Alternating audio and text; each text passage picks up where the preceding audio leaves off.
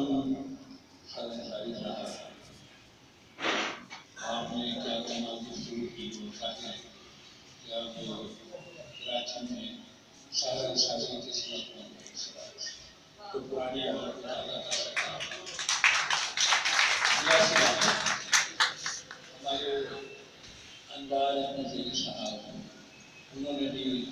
آپ نے دیکھا کہ اس محبت کے ساتھ مضمون پڑھا، اور ہمارے صدر دانے صاحب جنہوں نے لیلی سرور کی شاعری کی طوفان اور کیف حیات کی باتیں یا اخبارات کی باتیں سیکھی، اور اس میں ایسا ذکر ہے اور خاص طور سے رئیس سرور کا، تو ابھی بھی سرور جاوید بھی ان لوگوں میں شمار ہوتے ہیں کہ جو کراچی کے پرانے کراچی کی جو عمارتیں تھیں ان کے ساتھ بیٹھے اور ہمارے پروفیسر اشتیاق تعلیم ان کی وجہ سے یہ تقریب سجائی گئی ہے، اور اشتیاق تعلیم مراد آباد، اور ہمارے نور الہدا سید صاحب نے، ہمارے شریف صدیقی صاحب نے، ہمارے تاریخ صاحب محمد فاضل صاحب اور حاضرین کرام، السلام علیکم۔ یہ جو میں نے دیکھا اس کے اندر کچھ میری یہ سعادت ہے کہ جب یہ شروع کے اوپر ایک ہی برا ہے وہ میرے ذریعے نگرانی ہوا ہے، اور ہمارے سلیم صدیقی صاحب نے اس کے حوالے سے جو باتیں کی تھی وہ پی ایچ ڈی بھی میرے ذریعے نگرانی ہوا ہے۔ بہرحال مجھے یعنی ایک تحقیقی سطح پر اس میں کمی نظر آئی ہے، یعنی انہوں نے ڈیٹا نہیں دیا اس کے اندر، یہ بتا دیتے ہیں کہ صاحب رئیس حقوق کا غیر مجموعہ کلام اتنا ہے جس میں سے میں نے اتنی نظم کا انتخاب کیا ہے۔ اچھا یہ اس لیے بھی کہ یہ باتیں ہونا شروع ہوئی الہاقی حوالے سے کہ صاحب وہ جو ہمارا شاعر ہے اس کا کیا نام ہے اس کا لکھنؤ کا غالب والا، اس نے خاصی غالب کے دیوان میں، اور پھر غالب کا بھی مسئلہ ایسا کہ جب مطبع احمدی کا معاملہ آیا تو غالب نے اس کی پروف ریڈنگ کی تھی۔ اچھا وہ 1859 تک غالب کا 30 سال تھا، انہوں نے کہا بھائی غلط نامہ لگائے بغیر کام چلے گا۔ پھر ہوا یہ کہ چوتھا مجموعہ جو تھا وہ مطبع نظامی کانپور کو بھجوایا گیا، اور وہاں سے کوئی اغلاط نامہ یا غلط نامی کی پھر ضرورت محسوس نہیں ہوئی، وہ ساری غلطیاں غالب نے بنا کر بھجوا دی تھی حسین کے ذریعے۔ تو اب یہ تو ساری شواہد ہمارے پاس ہیں، تو اب یہ جو ایک مضمون کا سہارا لیا گیا ہے وزیر پانی پتی کے حوالے سے مسترد شاعری، تو میرے خیال میں وزیر صاحب کا اور بھی ویسے بھی ذکر کر سکتے تھے، پرچہ نکالتے تھے، یہ اور مخدوم منور نصری نظم کے بڑے ایک دائی تھے، کہتے ہیں پروردہ تھے، تو یہ اس طرح ہو سکتا تھا۔ لیکن میرے خیال میں یہ جو نظموں کا انتخاب ہے یہ غیر مطبوع انتخاب ہے، اور اشتیاق تعلیم کو اس حوالے سے وضاحت کرنی چاہیے، اور تاریخ رئیس لوگوں کو بھی کہ صاحب اب ابا کا کتنا کلام ہے ہمارے پاس، تاکہ ہم کسی کاریگر کو اگر جو بھی کر رہا ہے اسے چوڑائی کی گئی رسائل میں سے وہ جو کلام مل سکتا انہوں نے، تو یہ ایک کشمکش اس کے اندر موجود ہے۔ حنیف عابدی صاحب نے جس کا لکھا ہے پہلا مضمون کا ہے، دو مضامین مجھے اشتیاق تعلیم کے لیے، ایک مضمون جو ہے اس میں یہ ہے کہ رئیس فروغ کے نام سے ہے، اور دوسرا جو ہے رئیس فروغ جدید شاعری کے حوالے سے ہے، اور مسترد شاعری کے حوالے سے ضرور کر سے سرور جاوید صاحب نے جو باتیں کی وہ دراصل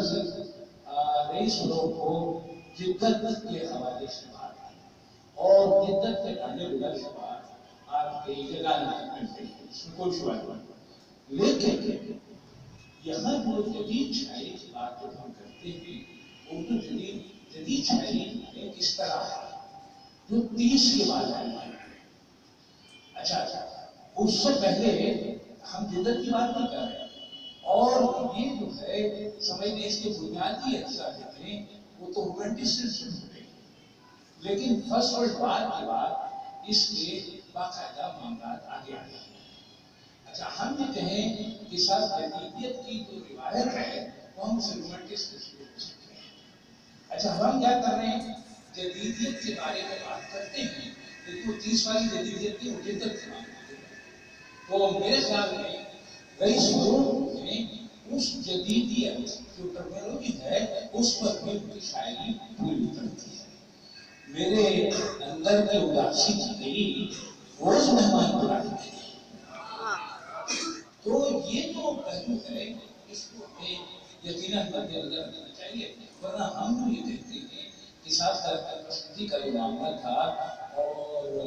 نزدیک کی موت ہو گئی۔ اب ہم نے دیکھا کہ شمس الرحمن فاروقی کی تقریر جو ہوئی تھی نیپال میں جب آئے تھے تو معلومات ترقی پسند ہونے کا تھی،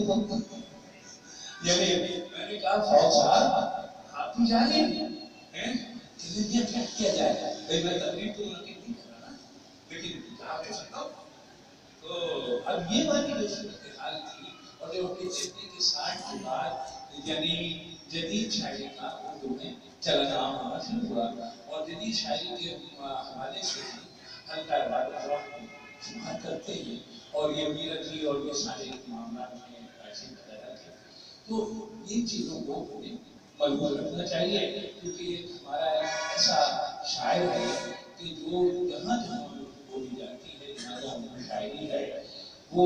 جدید جہاں میں کہوں اصطلاح کے معنوں میں بھی تو رئیس ملوک کے بغیر اردو جدید شاعری کا ذکر نہیں ہو سکتا ہے۔ ابھی جتنے بھی ہمارے اشعار سنائے سرمائی ہیں وہ اس ٹرمینولوجی میں فالو کرتی ہیں، یعنی یہ مجھے وضاحت کرنی تھی۔ اور دوسری یہ کہ رئیس ملوک کے حوالے سے جو ان کا کلام ہے مکتوبات کے ہوتے ہمیں جہاں شخصیت تھے، یعنی جیسے 58 سے 62 تک کا ایک دور ہے، 62 سے 82 تک، تو یہ صورتحال تھی۔ اور وہ ریڈیو کے ایک یعنی حامیہ بھی لکھا انہوں نے، اس بہت سارے کام کر رہے ہیں، بچوں کے گیت لکھے، یہ ساری چیزیں۔ اب یہاں پر ایک سوال آتا ہے کہ صاحب نسلی جنگ، دیکھیے نسلی جنگ اس وقت تک تو ہم اس میں کوئی بات نہیں کر سکتے، کیونکہ کوئی نسلی جنگ آپ سنیں گے فاطمہ نبی سبحان اللہ دوسرے کے لاکھوں میں یعنی اس کی معیار کی جو تشکیل ہے وہ آنے والے کل میں ممکن ہے کہ ہو جائے۔ اچھا پھر یہ کہ اگر ایسا نہ ہوا تو یہ اسی طرح آتا رہے گا معاملہ، ہم کہیں گے بھائی حضرت عباس بہت اچھی ہے، نہیں سارا اس تک آتی ہے، تو یہ سارے مسائل ہیں کہ تو ان تمام باتوں کو اور تمام باتوں کو مد نظر رکھتے ہوئے میری یہ خوش نصیبی ہے کہ میں اس مجلس میں شریک ہوا، اور ادارہ علاقائی تعلیم کی طرف سے خواتین حضرات کا میں شکر گزار ہوں۔ عربی میں تو حضرات ہی کہتے ہیں، خواتین نہیں ہے وہاں، تمام حضرات کا میں شکر گزار ہوں، اور یعنی میں ایک خواہش مند ہوں کہ اشتیاق تعلیم وعدہ تعلیم کو مبارکباد دیتے ہوئے کہ وہ جو چیزیں رہ گئی ہیں اور باقاعدہ وہ قواعد اور وہ ساری چیزیں جو ہیں وہ ذرا سائے اس پر بھی کمر بسمیں اور بہتر جائے گا۔ یہ کہ طالب رئیس فروغ صاحب سے کہ وقت کا قرآن کتنا ہے ان کے پاس مکتوب مکاتب کتنے ہیں اور دیگر تحریریں ہیں کتنی ہیں، اور تو یہ سارے معاملات ہیں۔ بہت بہت شکریہ۔